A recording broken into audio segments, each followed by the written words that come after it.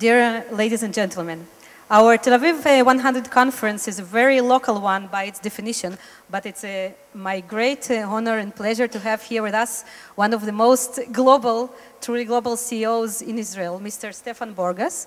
Originally from Germany, your career took you to China, to the United States, to Switzerland, and now to Israel. So tell us, how are you handling your first summer? Any regrets yet? Still waiting for the heat, actually. It's, that's why I take a jacket. Maybe I'm assimilated already. No, great country. I love it. You know, about 5 months when I came home from a long trip through Asia on the plane, about an hour and a half before we landed, I woke up and looked on the watch and said, oh, another hour and a half and I'm home. And then I said, all right, I've arrived in Israel. You called it home. Yeah. So after being here for 1 year, and you've been to Israel before you took your office, how is your impression now about Israel is different? And we have to mention that you met a couple of Israeli government officials during this year. Yeah, I met a lot of people, many people. You know, I fell in love with Israel in 2007 because I came on a very intensive personal trip before doing actually some very serious business here with companies, some of them which have presented here today. And I fell in love with Israel at that time. And then when the opportunity came in the spring of last year to come here, I jumped immediately. Because there's this, somehow I have this emotional connection which I cannot explain. Now that I'm here almost a year, the sentiment is still exactly the same. The emotions are the same, the feeling is the same, my stomach is still the same. But of course the picture is much more differentiated. And maybe the thing I'm the most surprised about, and maybe also concerned about, is the amount of regulation and the way this regulation is handled and managed. And Elaborate, please. And I'm nervous about this because this I think is a problem for the country if we can't fix it together. What am I saying? What do I mean by this? I think we don't have a problem at all with tough regulation. This is not an issue. I've lived in countries like Switzerland and US where regulations are the toughest in the world. But what we have a problem with is the unpredictability of regulatory change when it changes erratically without talking about it. The second thing we have a problem about is if regulators, while we implement, can't make decisions so that the process drags on for a long time. This is a huge problem. And the third thing we have a problem with, and this is a current issue now, once we've reached an agreement with a regulator, which we sign and seal. You mean the harvest? Then we have to rely on it because we're dealing in industry. We're not a fast-moving segment of the economy. We deal with industry. We invest with a perspective of 30 years. And then when every 9 months fundamentals in our environment change, this hurts us.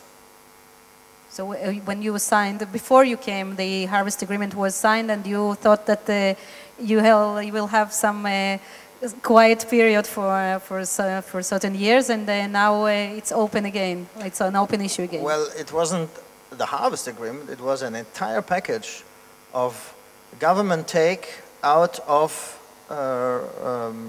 natural resources, new concession, basically the entire concession contract that that ICL bought from the government at the end of the 90s was completely renegotiated. This was a 2-year process.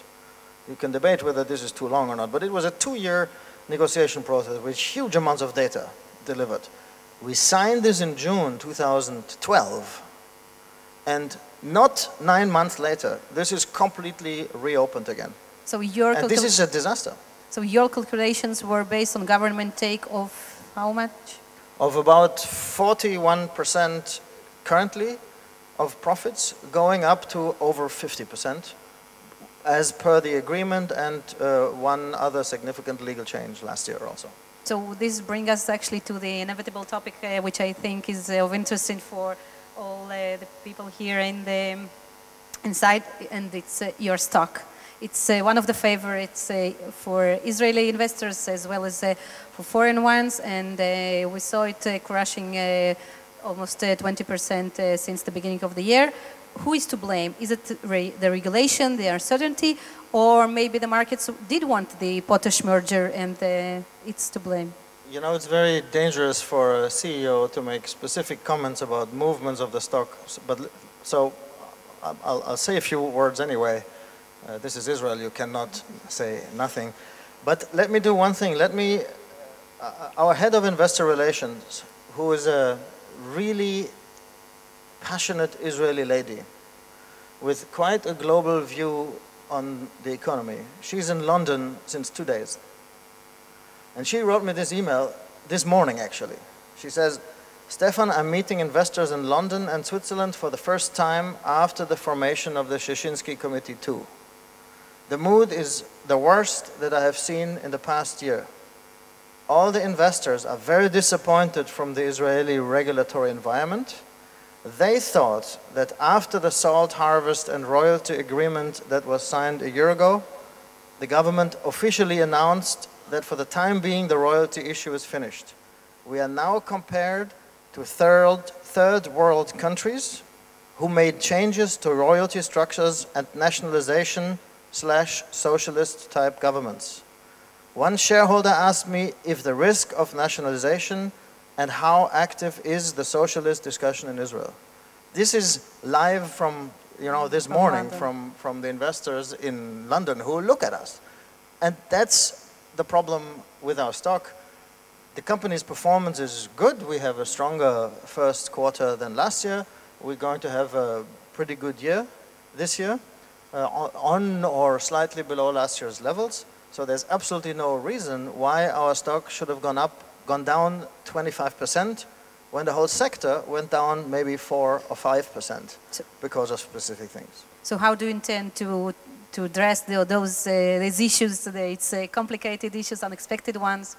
What can you do? We're lucky enough that we have a very strong and long-term oriented anchor shareholder who protects us against doing crazy things in cases like this, where in public companies sometimes you have to do crazy things to defend you. We don't need this because we have a 52% shareholder who looks 10 years from now. You mean the Israeli corporation? Israel corporation, managed by actually a really great industrialist. We can maybe talk about this later. The issue we have here is not an issue of ICL, at least not in the short term. The issue we have here is an Israeli issue. Because what happened? 20% decrease of the stock price, with more than almost 60% of ICL shares are held by Israeli pension funds, directly by ICL and through IC, Israel Corporation. This means a destruction of value in the pension funds of Israel of 9 billion shekels. 9 billion shekels. This is 2 times the amount of the tax increases in 2013 that the social protests are protesting against. 2 times the amount was destroyed by, let me say, 2 careless comments. Made by?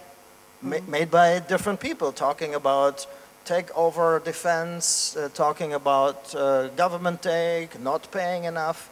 When a company like ICL, we're the biggest taxpayer in Israel. There's no company who pays more tax and royalties in the entire country. What my employees tell me in Mishor Rotem, in Zdom, in Beersheva, in Neot Chovav, in Haifa, when I go and talk to them, they say, Stefan, why does the newspapers in Israel write that we don't contribute? It's not true. We contribute so much. And it's true. We don't contribute. We contribute more than any company in Israel. What we should talk about is this enough? That's a very fair question. And what are the consequences if we take more now versus if we take more or less as a country from these natural resources? But this is a discussion to be held quietly and with the facts on the table and not through the public media all the time, because so much is wrong. Do you meet politicians on a regular basis? I try to meet with politicians on a regular basis. I must say this is one of the great things about this country. Politicians usually are very open. Almost all of them are ready to meet. And then you can have frank discussions. Some of them are nervous if they meet with industrial people, and then once we talk, they see that we all have 2 legs and 2 arms, and we're quite normal. So this works, but many don't understand the context. And all we should do, I think, as a country is sit together, put the different perspectives on the table. Of course, we can double the taxes on ICL again. Then what do we have to do as management? We have to cut jobs, we have to squeeze our investments, we have to put our money elsewhere because it becomes less and less profitable. So it's like a sausage, you squeeze on one end and then it goes up on the other. You can only take the money once, of course. And do you think that being a part of Israeli corporation hurts you in public opinion eyes? And when you mentioned that you meet politicians, they're nervous about the fact they are meeting you? I would say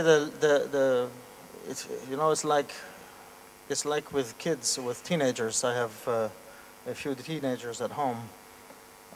The more secure they are, the less of a problem they have, and if they're insecure, then they have a problem with it. So in general, it hurts us in some cases image-wise, in other cases it benefits us actually. Depends on where we go. Outside the country, we are greatly admired for the ownership structure that we have because it gives us the chance to develop the company long term. Okay, so if I may take you 1 year ago again, what did you think your main issues will be as CEO of ICL? I guess it was different from what you see now. Okay, some issues are maybe different, but the general trend are not different. You know, thankfully, I don't have to spend more time than necessary on these kinds of issues because we have a great team in Israel who handles this.